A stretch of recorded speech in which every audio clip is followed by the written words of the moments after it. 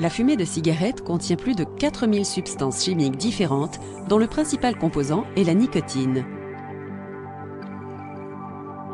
La nicotine est un liquide incolore que l'on trouve à l'état naturel dans la plante appelée tabac.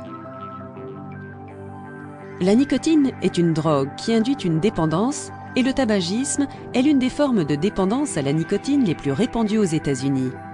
Le tabagisme, qui touche l'ensemble de la population mondiale, provoque l'apparition de maladies directement liées à la fumée de cigarette.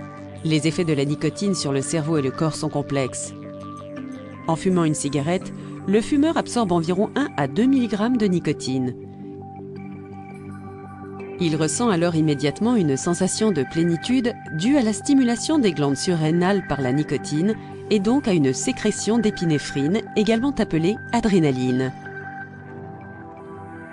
Ce pic d'adrénaline stimule l'organisme et provoque une hausse de la tension artérielle et une accélération du rythme respiratoire et du rythme cardiaque. La nicotine stimule également la libération de dopamine dans le cerveau, substance responsable des sensations de plaisir et d'euphorie. Cette sensation d'euphorie se retrouve également dans d'autres substances psychoactives. Cette sensation de plaisir augmente l'effet de dépendance à la nicotine. Une exposition répétée à la nicotine entraîne un phénomène de tolérance, c'est-à-dire que le corps a progressivement besoin de doses plus fortes pour obtenir le même effet stimulant. Lorsque le taux de nicotine consommé n'est pas suffisant, le fumeur ressent les symptômes du sevrage tabagique.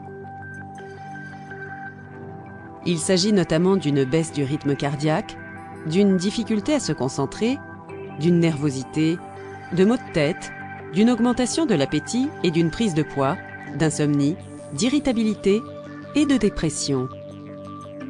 Ces symptômes diminuent avec le temps, mais les effets secondaires du sevrage tabagique sont un obstacle à surmonter lorsqu'on arrête de fumer. Il existe aujourd'hui diverses techniques et solutions pour aider les personnes qui veulent arrêter de fumer. N'hésitez pas à rencontrer un professionnel de la santé pour connaître la solution qui vous convient le mieux.